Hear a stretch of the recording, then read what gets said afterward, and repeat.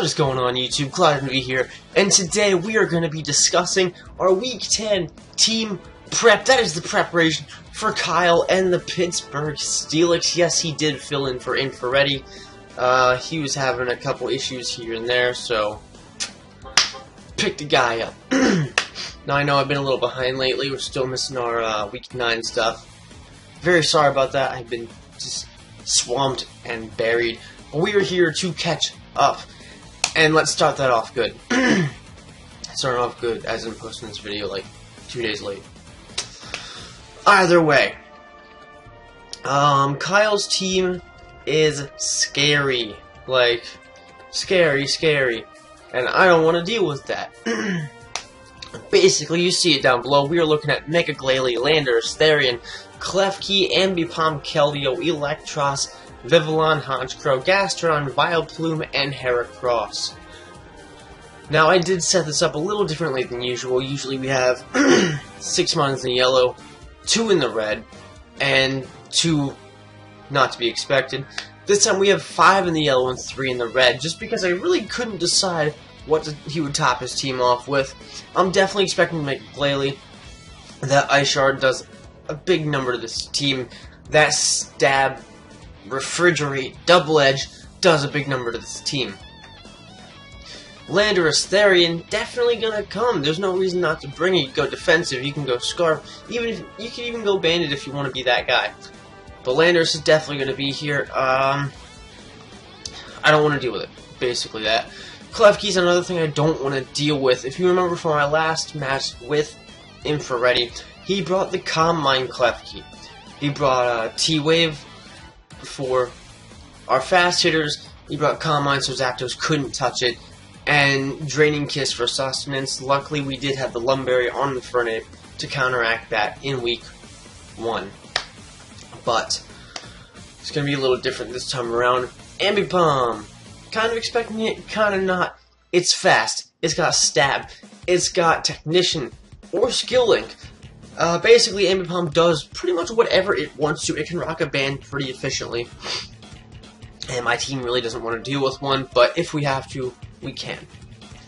Keldeo, there is no switch-in for a Specs Keldeo unless you have Water Absorb. It's a monster. It hits so hard. It hits harder than our team does for the most part. I can really only see Keldeo here because it hits super duper hard. Electros rips my team apart. It just has such an insane move pool. Stats are kind of underwhelming for the most part outside of its offensive stats, but it doesn't matter because it has no weakness. Levitate does cancel out the ground. It's got access to things like Giga Drain, Flamethrower, Drain Punch, Electric Stuff, some other stuff I don't remember. HP Ice, I think. Fire Punch. Stuff that I don't... It's just not something I want to play against. Vivillon. I like Vivillon. I was kind of worried about it in this matchup. I kind of had to force myself to believe Kyle might bring it, but we really didn't prep a whole lot for it. I figured, well, you're going to see my prep in a minute, well, it really wouldn't be an issue to take care of if it did make an appearance. Next is Honchkrow, my boy Kyle's mascot, basically. The dude rocks Honchkrow like someone who uses a thing very well. But either way, Honchkrow hits super hard. He knows how to use Honchkrow probably the best. And we do have a cheeky little counter for that we're going to get to in a minute. Gastrodon, I didn't see Infrareddy bring it the first time. I don't see Kyle bringing it now. Infrareddy did bring it. Let's hope Kyle does not. We really don't have anything that can take a Gastrodon because I don't feel like he's going to bring Gastrodon. I think we do. Vileplume. I don't see him bringing Vileplume either. I feel like it's very underwhelming. I don't know. I don't even know what could really do to this team outside of spread some status around. And finally, we have Heracross, who I feel like would have to be either Bandit or Scarf, which is completely fine. We have a couple mons that can take, I think half the team takes out Bandit / Scarf Heracross. It's really not that much of an issue. But let's go ahead and get to the fun part where we are going to check out the team that we brought. Now, yeah, every single game except for like maybe one, Stormcaller is coming in. Stormcaller is rocking some choice specs. We've got Heat Wave. Excuse me. We have Heat Wave for that coverage, mainly for Klefki.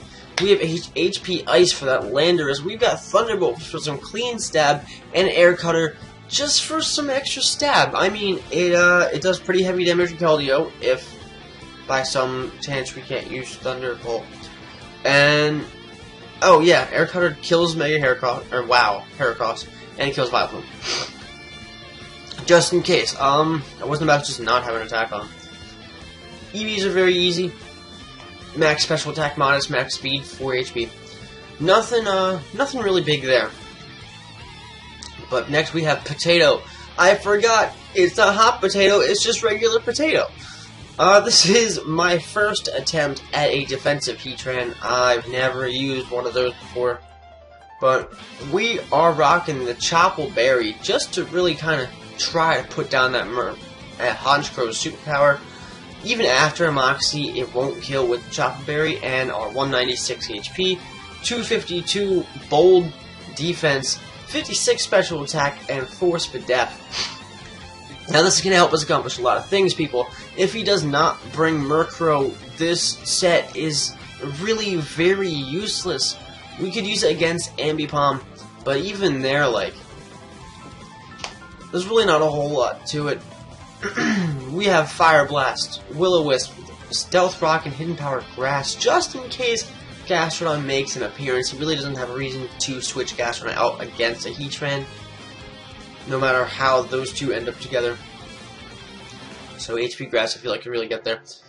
Fire Blast is really just, it was the best stab I could put on it. I feel like Flash Cannon doesn't do enough.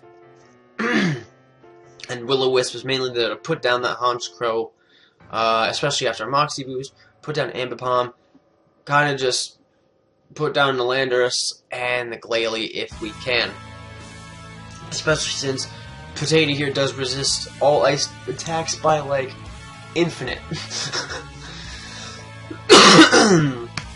But that is our first ever defensive Heatran. I really hope that pans out because I really want to showcase that little guy. But next up, we've got Red Rocket, the oldest school of Infernape I could possibly bring.